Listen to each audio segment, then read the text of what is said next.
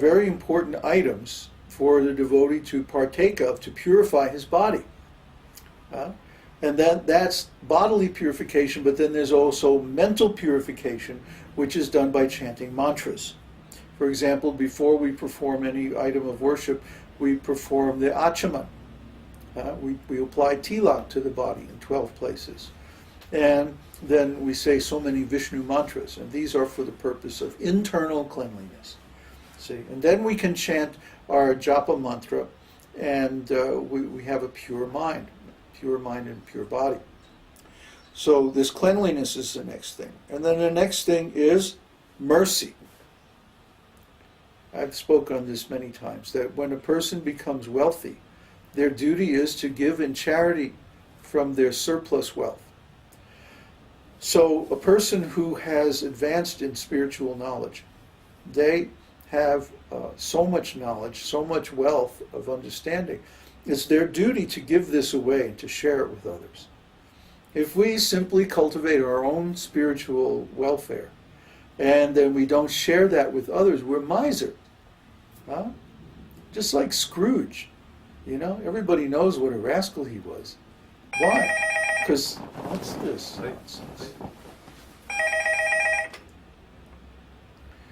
Because he had so much money, but he didn't want to share it with anybody else. Now this is a rascal. A rascal is a person who knows what's right and does wrong anyway. We don't know any people like that, of course.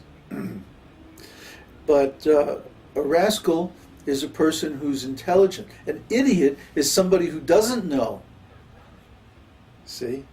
But a rascal is somebody who does know, but they still do wrong. Out of weakness of heart. Hridaya darbalyam. That's another anartha, weakness of heart. It means that they do not take a stand based on their best knowledge. And instead they do something less than their best knowledge. We see this all the time with the people that we preach to. What is that? Is that phone? Just unplug it. Yeah, I did, but it goes beep, beep, beep. No, unplug The back unplug part. the Okay. cable. There you go. Okay. Now, we all know from the scripture there's so many instructions about what devotees should do. Why don't we do it? I mean, we have so many rationalizations and so many excuses, but that's all neurosis. That's all our insanity. The real purpose of these instructions in the scriptures is mercy. It's not because we like to control people. It's not because we like to dominate people or we get any enjoyment out of seeing them run around doing stuff or whatever. No, it's to help people. So we give instructions, the devotees, the realized souls, give instructions out of mercy. Because we know that if they follow those instructions, they'll benefit spiritually.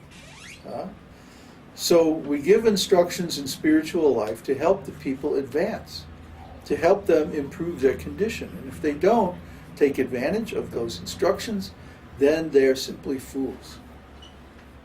And if they still hear the instructions and they do something else anyway, then they're also rascals. So we use this term fools and rascals a lot. There's many fools and rascals in this world. And the reason that we call them fools and rascals is to help to wake them up.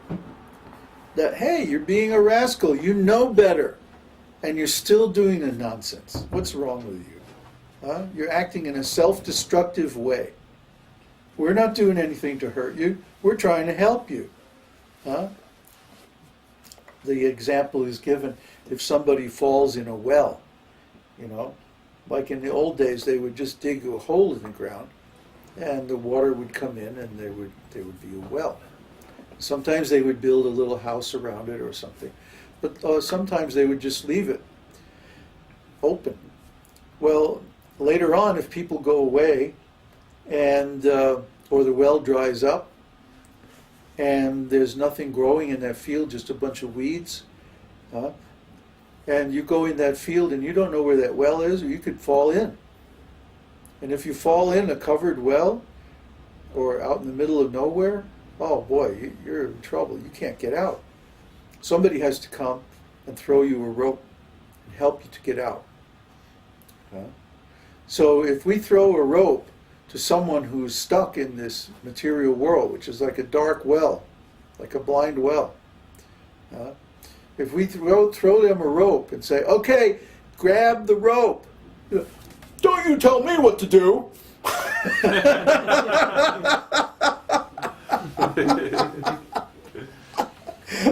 What are you trying to dominate me? Heck no, I'm not going to grab that. You can't tell me to grab that rope. Oh, okay. Yeah. See you later. Have a nice day.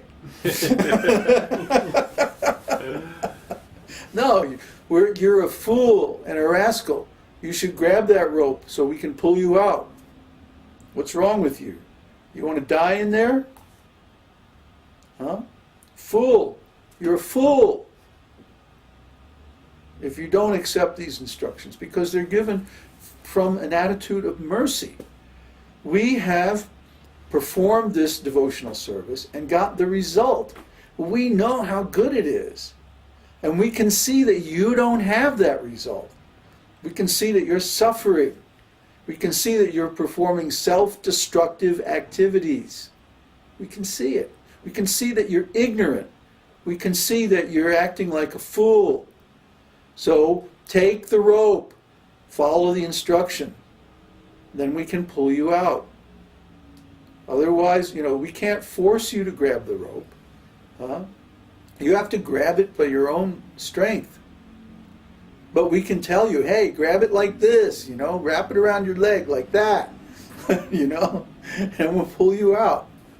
Press your feet together, step on the rope, and we'll pull you up. See? If you know how to do it, then you can instruct somebody else how to do it. And that's mercy. That's mercy. And if somebody doesn't accept that, well, they're a fool. They're a rascal. What can we do? Okay, next thing's perseverance. Perseverance means you don't give up. Even when there's a reason to give up, you don't give up. I was reading there's a really nice book it's by that marketing guy, what's his name? Anyway, it's called The Dip.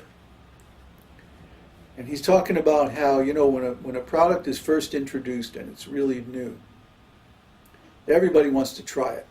And so at first the sales takes off. And then the wave of people that want to try it because it's new falls off. And you haven't really converted people to steady customers. They're just trying it because it's new. Right? It takes a lot longer to build the trust required to make somebody a steady customer. So at first when the product's introduced, it sells a lot. And then it kind of drops off and there's a long trough, which is called the dip. Okay? And then if you are really good at building trust, building long-term relationships, then after a long time, it starts to go up again. Looks just like the stats on our website. When we first came out with the 2012 video, we got a lot of hits. Our stats went way up. I mean, they were like doubling every month for about 3 months straight. And then, they kind of leveled off and they went down. But we would get a lot, we would get 10 posts a day on our forum that were absolute nonsense. I mean, really clueless, out of left field. Complete, just awful. And I'd have to delete them, or I'd have to chastise them and say, you have to read our books, what's wrong with you? And so a lot of people came and went during that time. And out of the many, many people who came, just from that video coming out and being so popular in the beginning, then there was a big dip, a long time. But what we did during that time was we weeded out the people who were simply curious, and we kept the people who were actually determined that I want to get out of this material world. I'm tired of this crap. You know, I'm tired of getting beat up by people who are supposed to be in trusting, intimate relationship. I'm tired of being cheated by government and business and you know, all of the nonsense in this world. Bad education, bad products, bad business, bad money, bad relationship. I'm tired of all this. I want to get out of here. I want to go back to the spiritual world. Okay, let's do it. Okay, the people we have around us now are like that. They're determined. They're perseverant. They've gone through many tests.